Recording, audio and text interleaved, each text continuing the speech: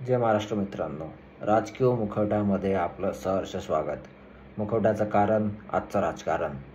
तर आता आपण ॲनालिसिस करणार आहोत आंबेगाव विधानसभा मतदारसंघाचे.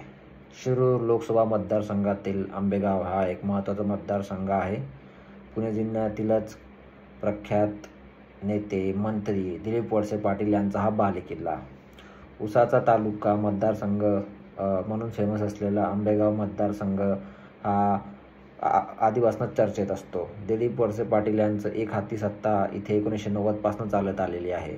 आपण जर इतिहास बघितला तर 1990 पासनं वळसे पाटील जे आहेत, दिलीप वळसे पाटील हे इथनं निवडून आलेले आहेत आणि फक्त निवडून नाही तर एकदम थाटात निवडून आले आहेत. शेवटच्या तिन्ही पण ज्या निवडणुका आहेत विधानसभेच्या ते जवळजवळ दुप्पट एवढं, म्हणजे जो ट्रेलिंग रनरअप आहे त्यापेक्षा दुप्पट मतं घेऊन ते निवडून आलेले आहेत.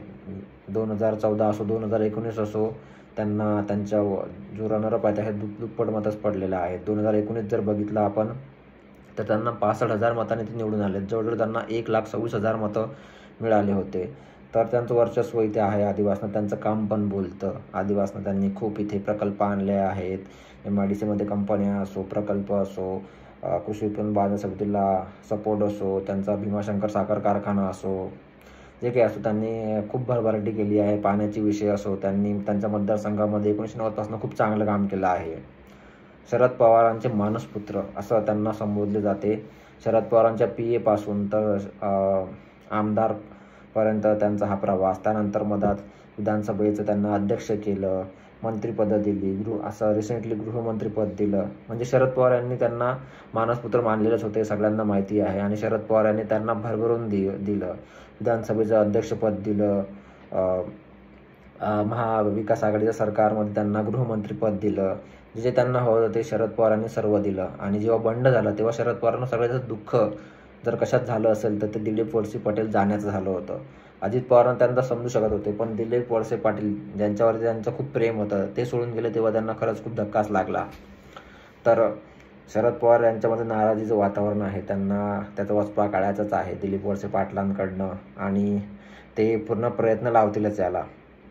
लोकसभेवर जर आपण बघितलं तर जी रिसेंटली लोकसभा झाली शिरूर मतदारसंघ, जिथनं खासदार अमोल कोल्हे खासदार आहेत, डॉक्टर अमोल कोल्हे, तर त्यांना या मतदारसंघामध्ये 11,000चं लीड मिळालं होतं. जवळजवळ त्यांना 93,000 मतं पडले होते तुतारीवरती. सो तुतारीचं इथं वार आहे, लोकांना तुतारी माहिती आहे आणि हा एक वरिंग फॅक्टर शकतो वळसे पाटलांसाठी. त्यात असं मानलं जातं की वळसे पाटील यांनी जे खासदारीसाठी उभे होते, आढळराव पाटील यांचं काम केलं नाही. तर आढळराव पाटील पण त्यांचं किती काम करता हे बघणं इम्पॉर्टंट असेल, कारण की आढळराव पाटील यांना पण मानणारे वर्ग इथे आहे आणि ते त्यांचं वोटिंग आहे ते कोणाच्या बाजूने जातं, तुतारीच्या बाजूने जातं की घड्याळाच्या बाजूने जातं, म्हणजेच वळसे पाटलांच्या बाजूने जातं का हे बघणं इम्पॉर्टंट असेलच. त्यानंतर आता आपण बोलूया की शरद पवार तुतारीचा उमेदवार कोण असेल. तर हे जवळजवळ निश्चित झालं आहे की तुतारीचा उमेदवार हा देवदत्त निकमच असणार आहे. देवदत्त निकम हे एक तगडे उमेदवार आहेत. ते वळसे पाटील यांच्या हाताखालीच तयार झालेले आहेत. ते मंचरच्या कृषी उत्पन्न बाजार समितीचे 10 वर्ष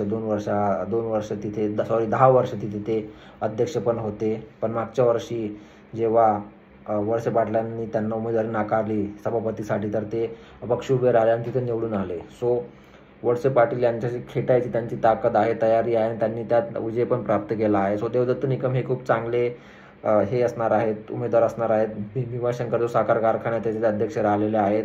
सो एक तगडा उमेदवार आहेत.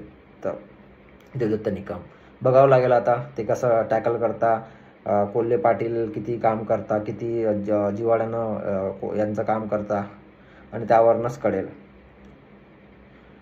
अजून एक बातमी आली होती मधामध्ये की ॲडव्होकेट पूर्वा वळसे पाटील, ज्या वळसे पाटील यांच्या जी मुलगी आहे त्यांना ते रिंगणात उभं करणार आहेत किंवा मे बी त्यांना ते तुतारीकडे पाठवून त्यांच्या तुतारीवरती उभं करतील असं मधात चालू होतं. बट शरद पवार यांनी स्वतःच सांगितलं की पूर्वा पाटीलांना ते उमेदवारी देणार नाही आणि देवदत्त निकम मे बी त्यांचे असू शकता.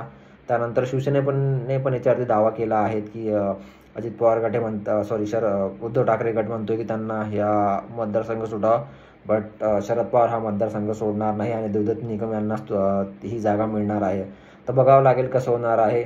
वळसे पाटलांना सोपी जाणार नाही आहे. त्यांनी जे गद्दारी केली, लोकांमध्ये नाराजीचं वातावरण आहे, प्लस ते उभे राहता की नाही हा पण एक खूप मोठा प्रश्न आहे. मदत त्यांनी आजाराचं कारण दिलं होतं, तर ते त्यांच्या मुलीला उभं करता का हे पण बघावं लागेल. आणि जर मुलीला उभं केलं तर मग देवदत्त निकम यांना उमेदवारी मिळते की नाही, की शरद पवार थोडी नरमाईची भूमिका घेतील, की शरद पवार त्यांच्या मुलीलाच आपल्या याच्यात घेऊन लढवतील, हे बघावं लागेल. बट फाईट सोपी होणार नाही आहे. वळसे पाटील यांचं एक हाती वर्चस्व आहे. शेवटी लोक पक्षाला नाही तर माणसाला बघता. आणि वळसे पाटलांचं जे चांगलं काम आहे, वळसे पाटलांनी खूप कमी चुकीच्या गोष्टी केल्या आणि शरद पवारनं सोडलं ही एकच चुकीची गोष्ट आहे. तर जो जनाधार आहे तो त्यांच्या बाजूने उभा राहतो की पक्षाच्या बाजूने उभा राहतो हे बघावं लागेल. तर हे होतं आंबेगाव विधानसभेचं ॲनालिसिस. आवडलं असेल तर लाईक करा. आपलं यूट्यूब चॅनल राजकीय मुखवटा लाईक करा, शेअर करा, सबस्क्राईब करा. जय महाराष्ट्र.